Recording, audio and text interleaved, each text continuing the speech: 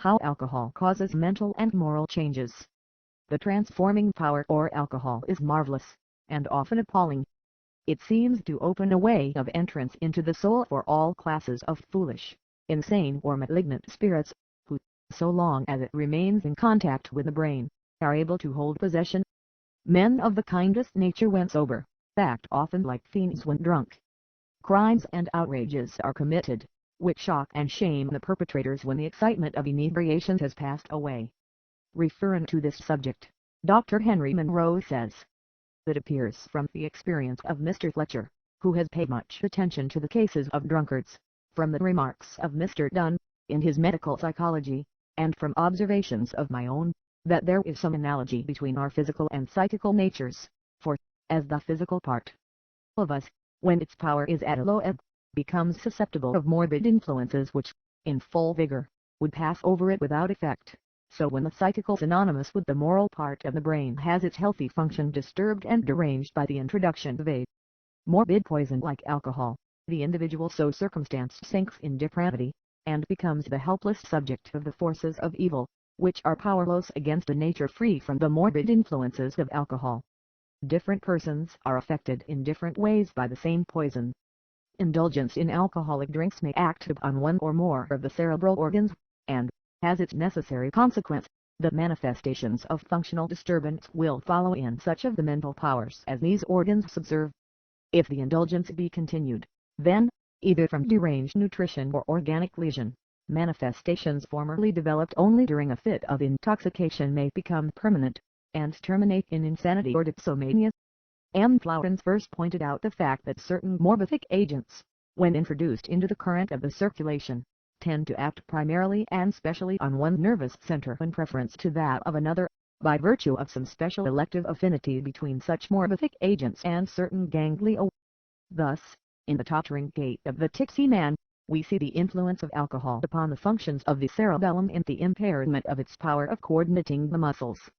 Certain writers on diseases of the mind make a special allusion to that form of insanity termed dipsomania, in which a person has an unquenchable thirst for alcoholic drinks, a tendency as decidedly maniacal as that of homicidal mania, or the uncontrollable desire to burn, termed pyromania, or to steal, called kleptomania. Homicidal mania. The different tendencies of homicidal mania in different individuals are often only nursed into action when the current of the blood has been poisoned with alcohol. I had a case of a person who, whenever his brain was so excited, told me that he experienced the most uncontrollable desire to kill or injure someone, so much so, that he could at times hardly restrain himself from the action, and was obliged to refrain from all stimulants, lest, in an unlucky moment, he might commit himself. Townley, who murdered the young lady of his affections, for which he was sentenced to be imprisoned in a lunatic asylum for life, poisoned his brain with brandy and soda water before he committed the rash act. The brandy stimulated into action certain portions of the brain, which acquired such a power as to subjugate his will, and hurry him to the performance of a frightful deed, opposed alike to his better judgment and his ordinary desires. As to pyromania, some years ago I knew a laboring man in a country village, who, whenever he had had a few glasses of ale in the public house, would chuckle with delight at the thought of firing certain gentlemen's stacks.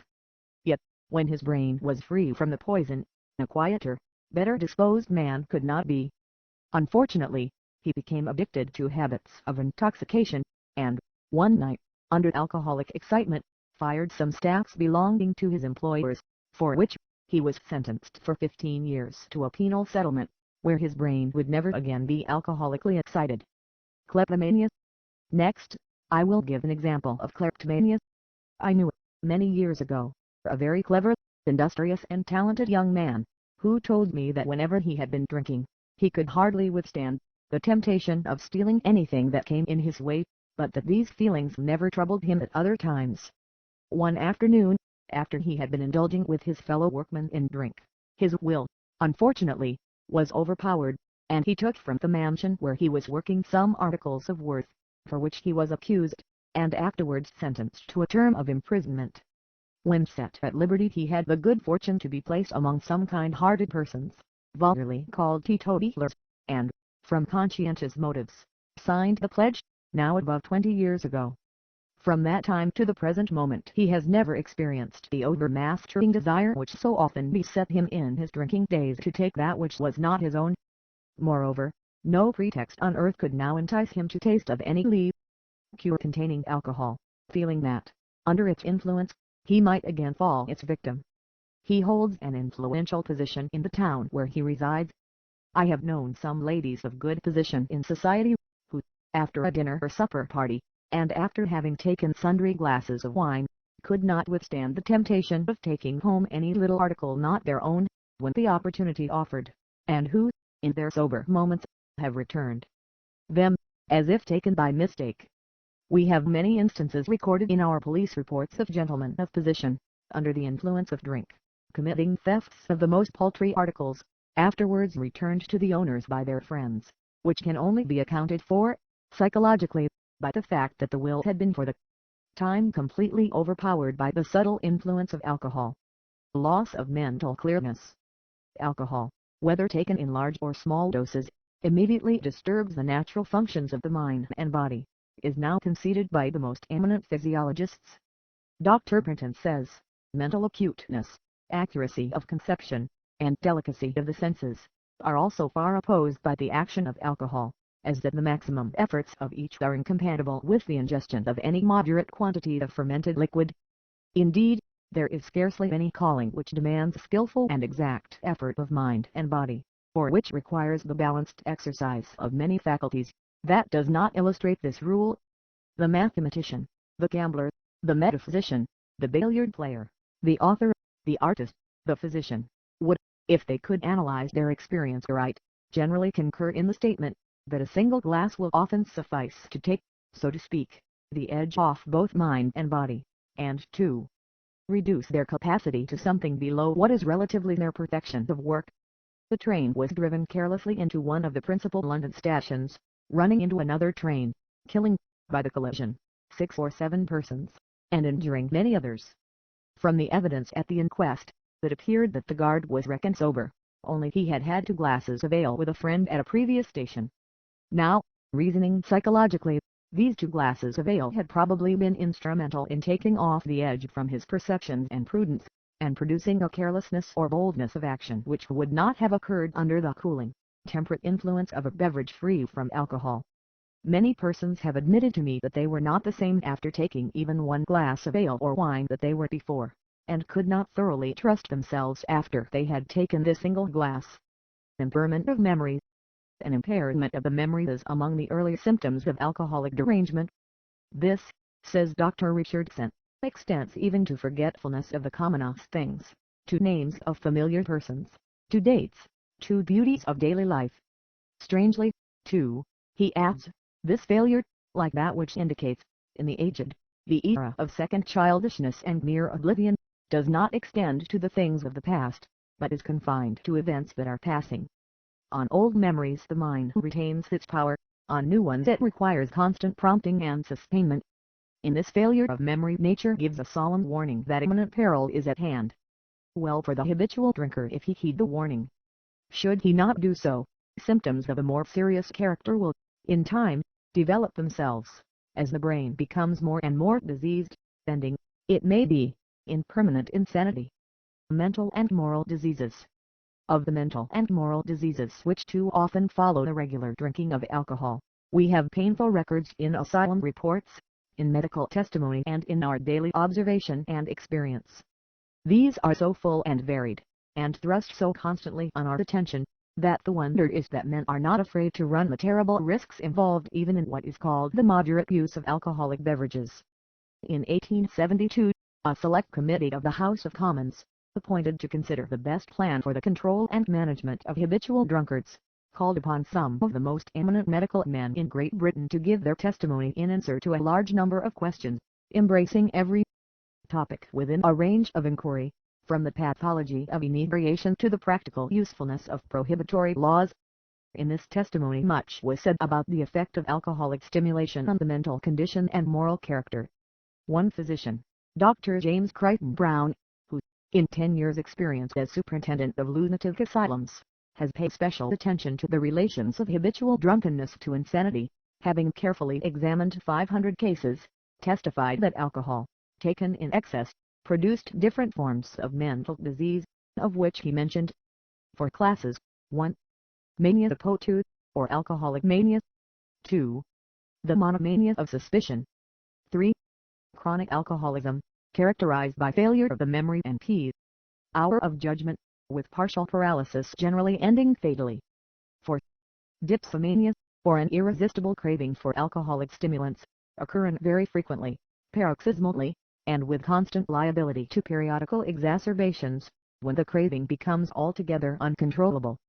Of this latter form of disease, he says, this is invariably associated with a certain impairment of the intellect, and of the affections and the moral powers. Dr. Alexander Perry, a physician of over 37 years' practice in Edinburgh, gave, in his evidence, many remarkable instances of the moral perversions that followed continued drinking. Relation between insanity and drunkenness. Dr. John Nugent said that his experience with 26 years among lunatics led him to believe that there is a very close relation between the results of the abuse of alcohol and insanity. The population of Ireland had decreased, he said, to millions in 25 years, but there was the same amount of insanity now that there was before. He attributed this, in a great measure, to indulgence in drink. Dr. Arthur Mitchell, Commissioner of Lunacy for Scotland, testified that the excessive use of alcohol caused a large amount of the lunacy, crime and pauperism of that country. In some men, he said, habitual drinking leads to other diseases than insanity, because the effect is always in the direction of the proclivity, but it is certain that there are many in whom there is a clear proclivity to insanity, who would escape that dreadful consummation but for drinking. Excessive drinking in many persons determining the insanity to which they are, at any rate, predisposed. The children of drunkards, he further said, are in a larger proportion idiotic than other children, and in a larger proportion become themselves drunkards. They are also in a larger proportion liable to the ordinary forms of acquired insanity. Dr. Winslow Forbes believed that in the habitual drunkard the whole nervous structure, and the brain especially, became poisoned by alcohol. All the mental symptoms which you see accompanying ordinary intoxication, he remarks, result from the poisonous effects of alcohol on the brain. It is the brain which is mainly affected. In temporary drunkenness, the brain becomes in an abnormal state of alimentation, and if this habit is persisted in for years, the nervous tissue itself becomes permeated with alcohol, and organic changes take place in the nervous tissues of the brain, producing that frightful and dreadful chronic insanity which we see in lunatic asylums, traceable entirely to habits of intoxication. A large percentage of frightful mental and brain disturbances can, he declared, be traced to the drunkenness of parents. Dr. D.G. Dodge, late of the New York State Inebriate Asylum, who, with Dr. Joseph Parrish, gave testimony before the Committee of the House of Commons, said, in one of his answers, with the excessive use of alcohol, functional disorder will invariably appear, and no organ will be more seriously affected, and possibly impaired, than the brain. This is shown in the inebriate by a weakened intellect, the general debility of the mental faculties, the partial or total loss of self-respect, and a departure of the power of self-command, all of which, acting together, place the victim at the mercy of a depraved and morbid appetite, and make him utterly powerless, by his own unaided efforts, to secure his recovery from the disease which is destroying him. And he adds, I am of opinion that there is a great similarity between inebriety and insanity. I am decidedly of opinion that the former has taken its place in the family of diseases as prominently as its twin brother insanity, and, in my opinion, the day is not far distant when the pathology of the former will be as fully understood and as successfully treated as the latter, and even more successfully, since it is more within the reach and bounds of human control, which, wisely exercised and scientifically administered, may prevent curable inebriation from verging into possible incurable insanity. General impairment of the faculties. Dr. Richardson, speaking of the action of alcohol on the mind, gives the following sad picture of its ravages. An analysis of the condition of the mind induced and maintained by the free daily use of alcohol as a drink, reveals a singular order of facts. The manifestation fails altogether to reveal the exaltation of any reasoning power in a useful or satisfactory direction. I have never met with an instance in which such a claim for alcohol has been made. On the contrary, confirmed alcoholics constantly say that for this or that work, requiring thought and attention, it is necessary to forego some of the usual potations in order to have a cool head for hard work. On the other side, the experience is overwhelmingly in favor of the observation that the use of alcohol sells the reasoning powers, make weak men and women the easy prey of the wicked and strong, and leads men and women who should know better into every grade of misery and vice. If, then, alcohol enfeebles the reason, what part of the mental constitution does it exalt and excite? It excites and exalts those animal, organic, emotional centers of mind which, in the dual nature of man, so often cross and oppose the pure and abstract reasoning nature which lifts man above the lower animals, and rightly exercised, little lower than the angels. It excites man's worst passions. Exciting these animal centers, it lets loose all the passions, and gives them more or less of unlicensed dominion over the man. It excites anger, and when it does not lead to this extreme, it keeps the mind fretful, irritable, dissatisfied and captious. And if I were to take you through all the passions, love, hate, lust, envy, avarice and pride, I should but show you that alcohol ministers to them all, that, paralyzing the reason, it takes from off these passions that fine adjustment of reason, which places man above the lower animals. From the beginning to the end of its influence it subdues reason and sets the passions free. The analogies, physical and mental, are perfect. That which loosens the tension of the vessels which feed the body with due order and precision, and, thereby, lets loose the heart to violent excess and unbridled motion, loosens, also, the reason and lets loose the passion. In both instances, heart and head are, for a time, out of harmony, their balance broken. The man descends closer and closer to the lower animals. From the angels he glides farther and farther away. A sad and terrible picture. The destructive effects of alcohol on the human mind present, finally, the saddest picture of its influence. The most aesthetic artist can find no angel here. All is animal, and animal of the worst type. Memory irretrievably lost, words and varied elements of speech forgotten or words displaced to have no meaning in them. Rage and anger persistent and mischievous, or remittent and impotent. Fear at every corner of life, distrust on every side, grief merged into blank despair, hopelessness into permanent melancholy. Surely no pandemonium that ever poet dreamt of could equal that which would exist if all the drunkards of the world were driven into one mortal sphere.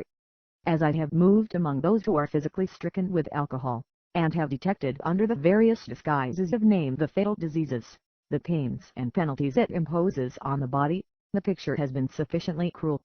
But even that picture pales, as I conjure up, without any stretch of imagination, the devastations which the same agent inflicts on the mind. 40%, the learned superintendent of Colney Hatch, Dr. Shepherd, tells us, of those who were brought into the asylum in 1876, were so brought because of the direct or indirect effects of alcohol. If the facts of all the asylums were collected with equal care, the same tale would, I fear, be told. What need we further to show the destructive action on the human mind? The pandemonium of drunkards, the grand transformation scene of that pantomime of drink which commences with moderation. Let it never more be forgotten by those who love their fellow men until, through their efforts, it is closed forever.